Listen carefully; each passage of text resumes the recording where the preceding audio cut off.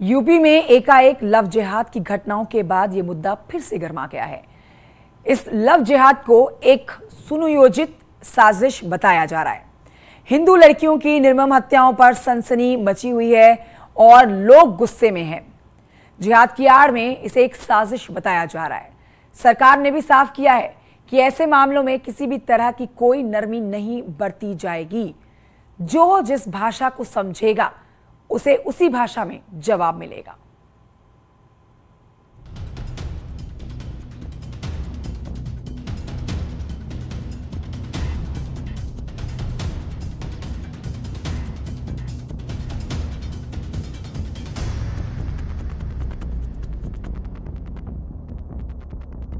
ऐसे 137 बच्चियां ऐसी हैं जिन्होंने कोर्ट के समक्ष 164 के अंतर्गत एक बयान दिया है कि उनके साथ जोर जबरदस्ती किया गया है। तो ये दर्शाता है कि इस तरह की चीज़ें समाज में व्याप्त थीं और इसका गलत असर पड़ रहा था।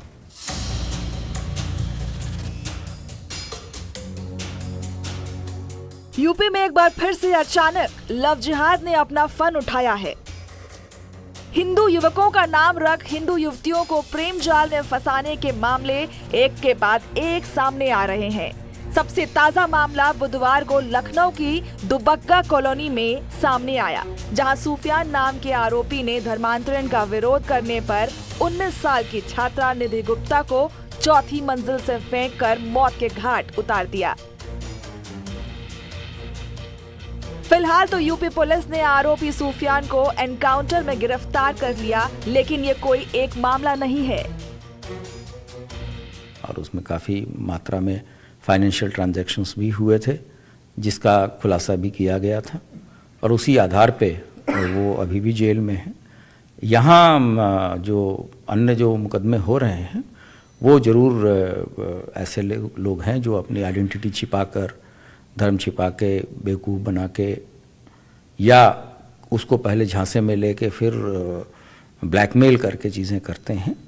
क्योंकि भारी मात्रा में बच्चियों ने जिनके साथ शोषण हुआ है उन लोगों ने 164 में भी बयान दिया है। मैंने आपको संख्या भी बताई 137। तो यह अपने आप में दर्शाता है कि इस तरह का जानबूझ के लोगों को झांसे में लेके कराया जा रहा है। कभी रौनक तो कभी अर्जुन बनकर लव जिहाद का खेल खेला जा रहा है। पहले शोषण फिर धर्मांतरण के लिए दबाव बनाया जाता है। लव जिहाद को लेकर देश भर में बहस छिड़ी हुई है। यूपी की बात करें तो बरेली में लव के नाम पर जिहाद के काफी मामले सामने आए हैं, जिसको लेकर प्रशासन ने भी एक्शन प्लान तैयार किया है।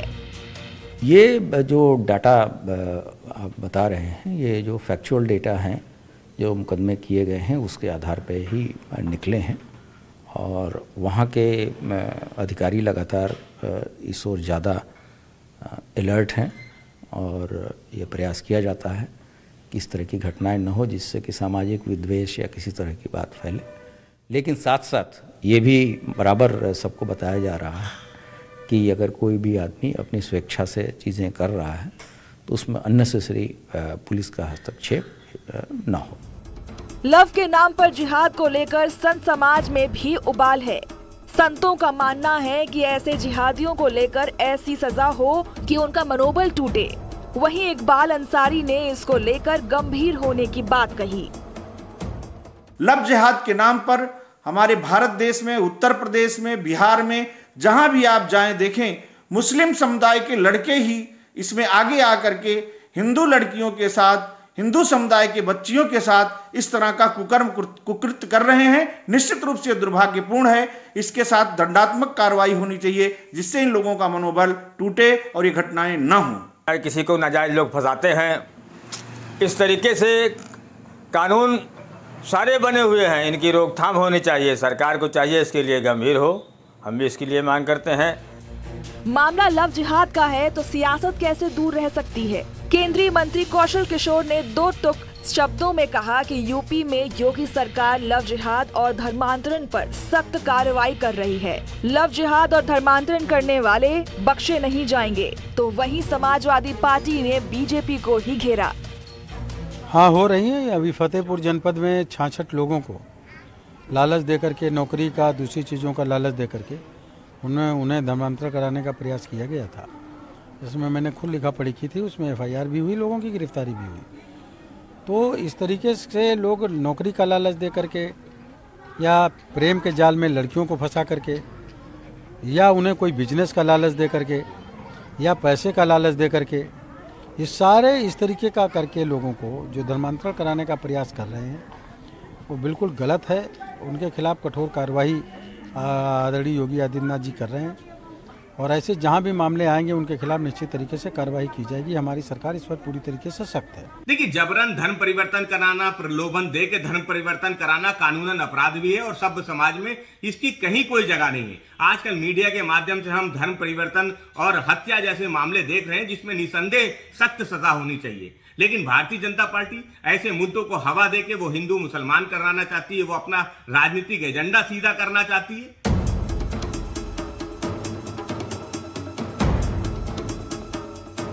बहरहाल प्यार करना कोई गुनाह नहीं है, कोई किसी को प्यार करने से रोक भी नहीं सकता, लेकिन प्यार के नाम पर जिहाद और मारपीट या फिर कत्ल की वारदात चिंता का सबब बनती है।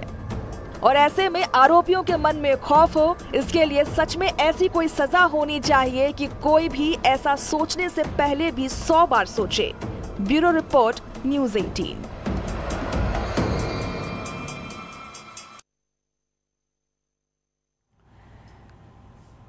अब आपको यूपी में लव जिहाद के नाम पर धर्मांतरण को लेकर हुए एक्शन के कुछ आंकड़े दिखाते हैं। दरअसल यूपी में धर्म परिवर्तन एक्ट 2020 से लागू है और इस पर आपको ये जानकारी दें कि पिछले कई सालों से आप लगातार देख रहे हैं कि किस तरह से चीजें बदलती हुई नजर आ रही है। अब अगर आप ग्राफिक्स के जरिए इन आंकड़ों पर नजर डालते हैं तो आपको समझ आएगा कि यूपी में लव जिहाद पर अब एक्शन जो है वो कितना सख्त हो गया है। 2 साल में 268 मुकदमे दर्ज किए जा चुके हैं। मैं 2 साल के आंकड़े हम आपके सामने रख रहे हैं। 268 मुकदमे अब तक दर्ज हुए हैं। 709 नामजद आरोपी हैं इनमें, जिनके ऊपर सख्ती से एक्शन लिया गया है। 454 आरोपियों की गिरफ्तारी अब तक हो चुकी है। तो ये महज 2 साल में आप समझ सकते हैं योगी सरकार का एक्शन। और 42 आरोपियों का कोर्ट में सरेंडर भी हुआ है, जिसमें उन्होंने सरेंडर किया है और अपनी गलती को माना है। 137 मामलों में पीड़ित के बयान कोर्ट में दर्ज किए गए हैं। तो अब आप समझ लीजिए कि यूपी में लव जिहाद पर कितनी सख्ती से एक्शन लिया गया है, जिसमें 176 मामलों में चार्जशीट दाखिल हो चुकी है। कई राज्यों में आप देखेंगे जहां पर ऐसे मामलों की सुनवाई भी नहीं की जाती है। बरेली जोन में सबसे ज्यादा 57 मुकदमे दर्ज हैं। सबसे ज्यादा बरेली जोन में मुकदमे दर्ज हुए हैं। और ये भी आपको बताएं, ना सिर्फ बरेली बल्कि बरेली जोन के अलावा भी कई ऐसी जगह हैं जहां पर आप देखेंगे मामले कई आए हैं और सख्ती से एक्शन उसके ऊपर लिया गया है। तो देखिए, अब आपको यह भी जानना जरूरी हो जाता है कि यूपी में जो गैर कानूनी धार्मिक रूपांतरण निषेध कानून 27 नवंबर 2020 से लागू है, उसमें सजा का क्या प्रावधान है। तो इस कानून के तहत दोषी पाए जाने वाले शख्स को 10 साल तक की जेल का प्रावधान है। समझ रहे हैं आप अब कि कितना सजा उसको मिल सकती है जो इस पूरे मामले में दोषी पाया जाता है। साथ ही जुर्माने की राशि जो है 15,000 से 50,000 तक है।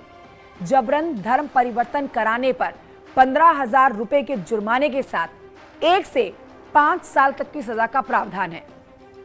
SC/ST समुदाय के नाबालिगों और महिलाओं के धर्मांतरण पर 3 से 10 साल की सजा का प्रावधान है।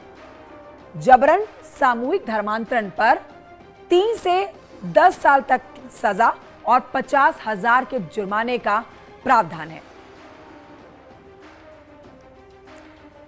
तो यह पूरा आंकड़ा जान रहे हैं। इसी के साथ एक छोटे से ब्रेक के लिए हमें यहां रुकना होगा। आप कहीं मत जाइए, हम जल्द लौटेंगे।